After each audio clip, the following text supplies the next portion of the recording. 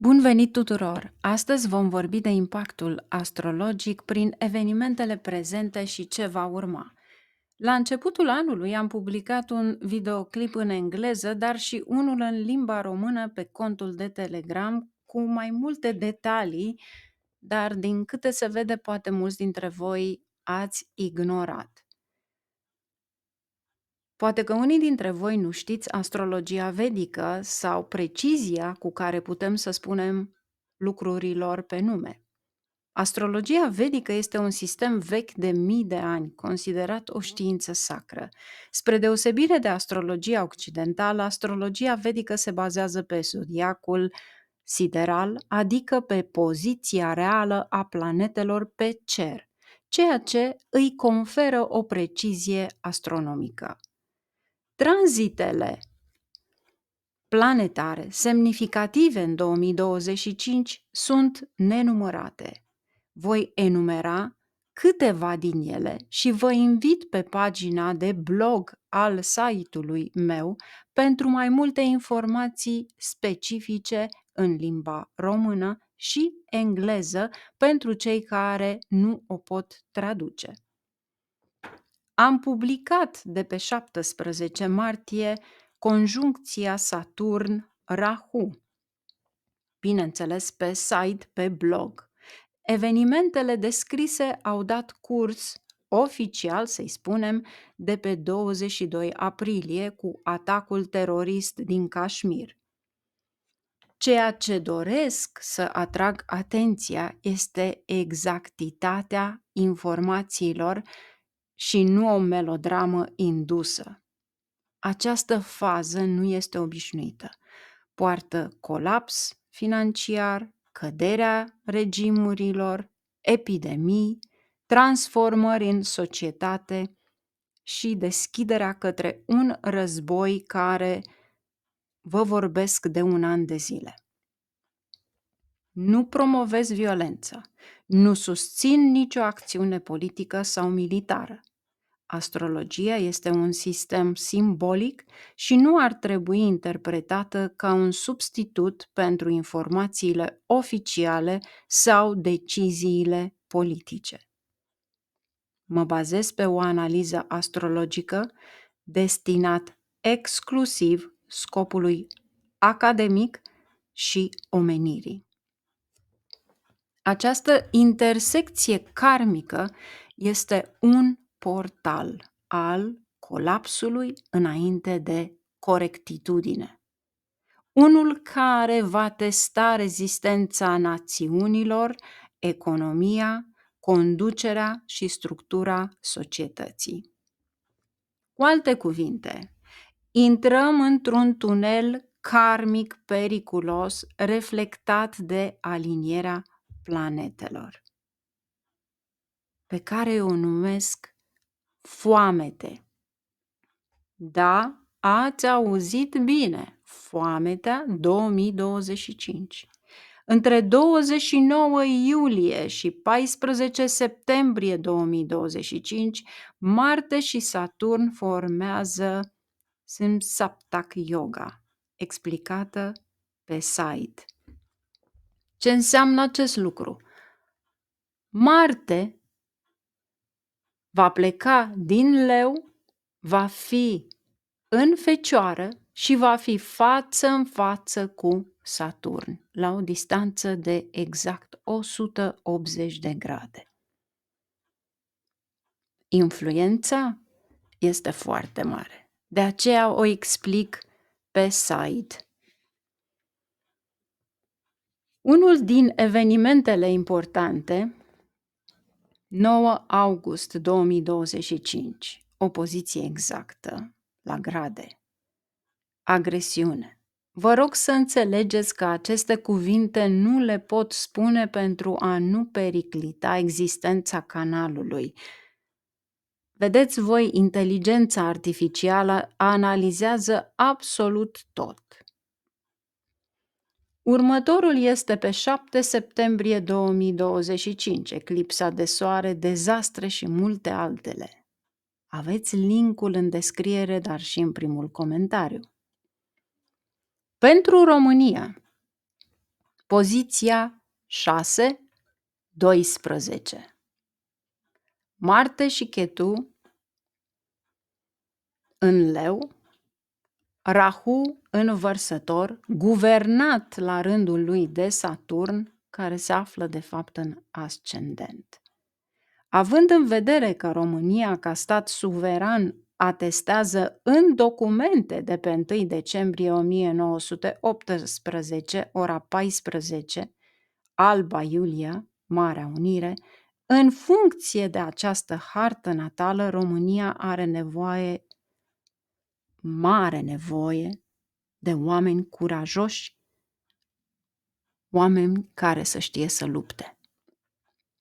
Marte înseamnă curaj. Poziția lui Marte-Ketu în casa a 6-a aduce curaj, victorie împotriva inamicilor, dar există un dar. Ketu, nodul sud, aduce întoarceri de situație într-un mod neobișnuit. Marte este curajul, pământul, este puterea noastră. Având în vedere că guvernatorul anului în curs este Saturn și cu o influență strategică, aș spune, o putem găsi în Munta, ceea ce am dat pe un webinar care a fost cu puține zile în urmă. Pentru România, cei care au fost la webinar, cei care nu știți ce este Munta, este un punct strategic la întoarcerea soarelui, se află în casa 8-a pentru acest an.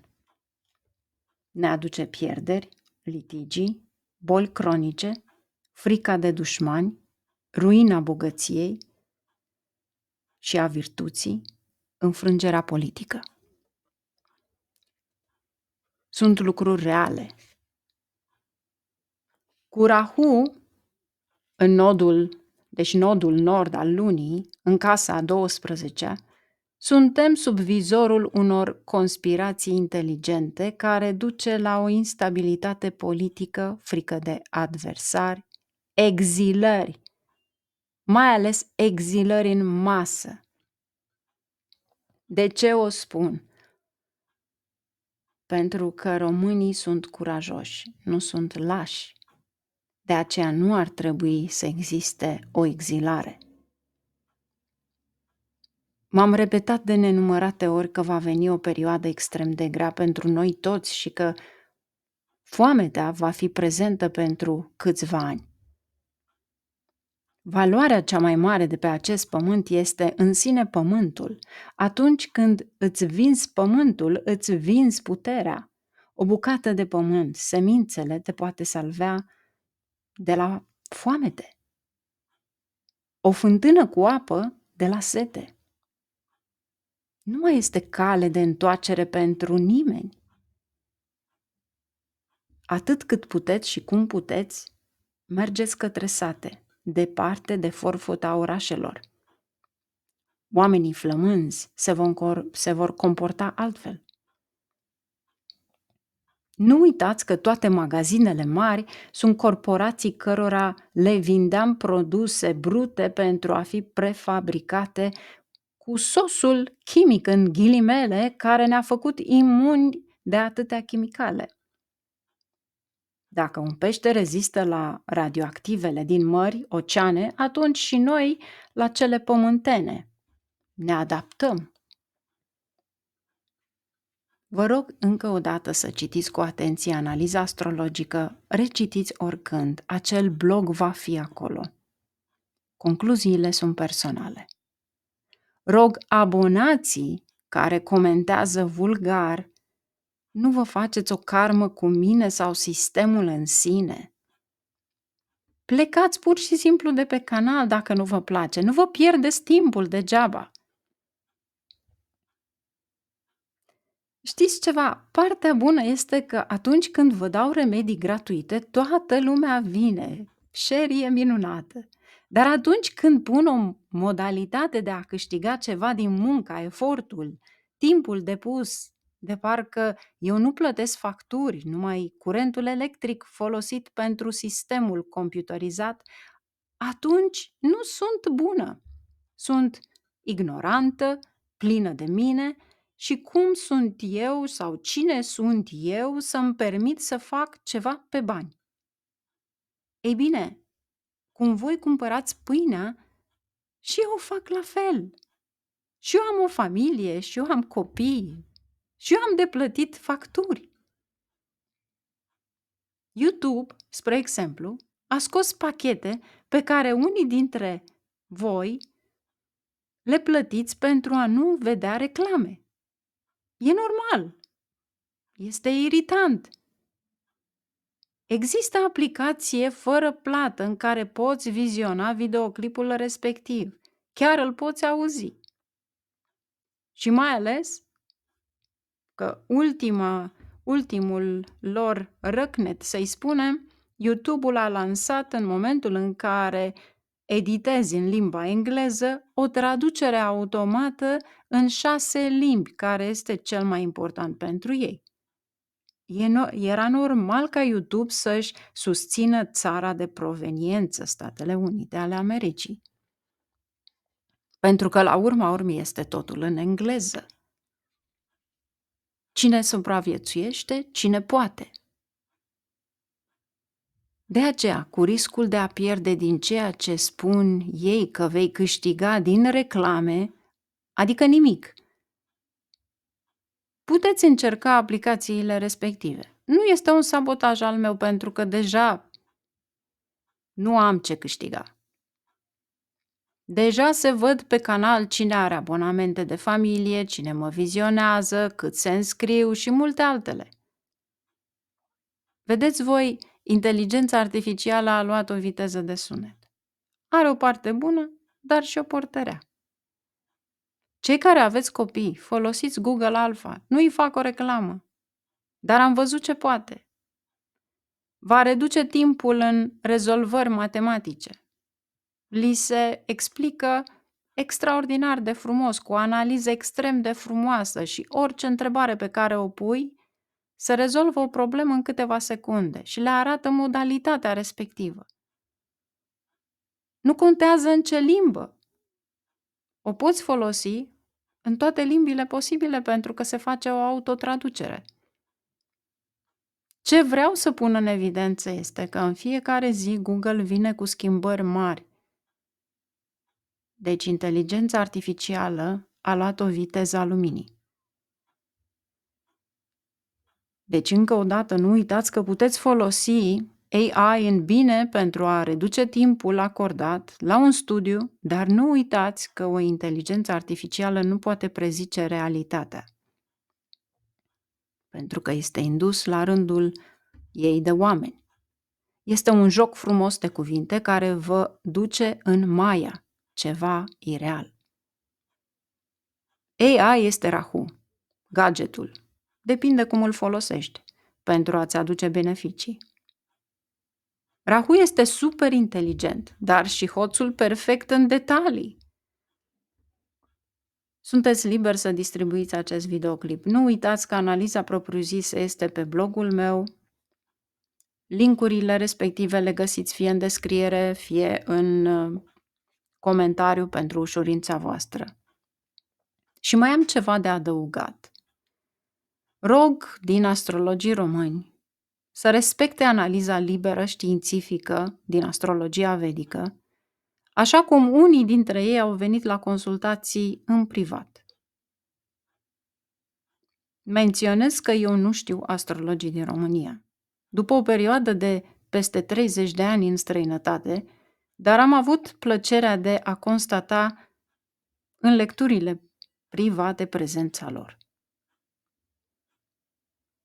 Vă aștept cu drag pe toți pe acest canal. Vă anunț că vor fi și videoclipuri în engleză pentru o ușoară traducere automată, atât audio cât și subtitrare, care în prezent, cele 6 limbi importante pentru Google și YouTube, pentru o supremație mondială, sunt prezente. Îmi doresc cât mai mulți oameni să se alăture la acest canal, pentru că nu pierdeți nimic prin abonare. Și vă asigur că e un câștig minim de a fi luată în seamă în algoritmele lor de extindere. Sau mergeți pe Telegram, link-uri în descriere, unde va fi poate postat ceva cenzurat, ce nu voi pune pe YouTube. Care eu cred că până la urmă se vor pune presiuni și pe Telegram pentru a fi cedat sistemului. Cu alte cuvinte, o dezbinare, dezintegrare a comunităților de orice limbă și cenzurarea libertății de a comunica. Nu uitați, iarăși, că valoarea banilor este cea pe care le-o dai plătind cu bani lichizi și nu cu un card electronic care semnifică sclavia electronică, pentru că acel card este plastic, Saturn. Și în același timp, electronic, Rahu, care va decide, în ghilimele, dacă se taie curentul sau se golește o bancă virtual, dacă tu mai ai bani sau nu. Realitatea este alta și o știți în mare măsură. Această schimbare este aici pentru a ne trimite la rădăcinile originale. Veți afirma, poate unii dintre voi, la sapă de lemn. Nu uitați, orice produs agricol. Dau un exemplu. Cartofii se pun cu ajutorul săpii, se scot cu ajutorul săpii. Ceea ce vreau să spun este să nu uităm de unde am plecat și ce facem. Mierea curge de la albine și laptele de la vacă. Nu hrăni trântorii și boii pentru că nu vei avea nimic. Nu uita că Saturn este disciplina, străbunii, bunicii, munca. Marte este pământul străbun, curajul, ADN-ul tău. Întoarcerea la simplicitate, supraviețuire pentru o reînnoire impusă. Război. Da, va fi, dar nu acum. Aveți timp să vă organizați, aproape un an. Chiar dacă spun de acum un an. Nu suntem un popor laș, nu fugim din fața răspunderilor. Nu uitați că părinții au alintat copiii, dar în același timp le-au distrus curajul, încrederea în ei, hărnicia, disciplina. E timpul pentru o schimbare. Totul depinde de voi, nimeni altcineva. Concluzia este una. Supraviețuirea este cea mai importantă. Sper să am timpul necesar să postez tot ce a rămas nepostat pe YouTube plus astrologie practică pentru toată lumea. YouTube-ul nu mă promovează dacă nu postez zilnic. Câștigul meu sunteți voi, cei abonați sau neabonați care veți răspândi mesajul sau veți învăța ceva de pe acest canal. Poate că nu voi fi aici pentru o veșnicie.